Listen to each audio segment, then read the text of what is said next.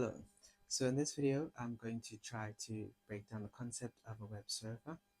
So why would you want to know or understand what a web server is?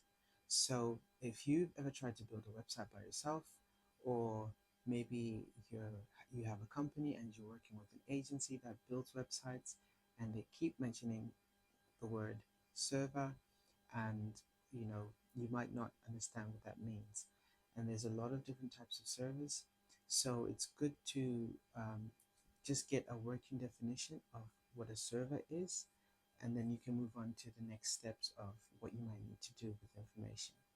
So I'll start with a simple analogy or an example. We all have files, right?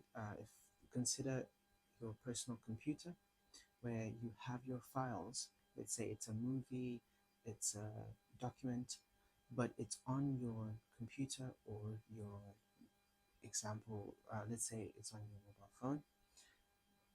And if these files are sitting on your personal devices, you are the only person who's able to access these files. And what's more is these files are only accessible whenever that device is on, right? So if your computer turns off, even you cannot access your own files. So this is when a web server comes in for file sharing and access. So a typical example would be a website. A website is something that you want the whole world to see. As many people who can see it, the better, right? So you have your files sitting on the web server, which is so the web server is just a computer, just like yours, but the only difference is that it sits somewhere on the internet where it can be accessed by anyone and at any time. So typically these computers are a bit more robust, a bit more reliable than your personal computer. They're optimized to perform for longer periods of time, to be operating 24/7.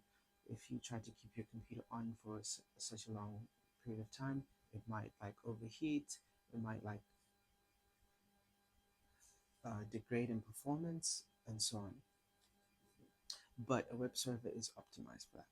So in simple terms, a web server is a computer that sits somewhere on the internet where it can be accessed by the whole of the internet or anyone who knows where it's sitting.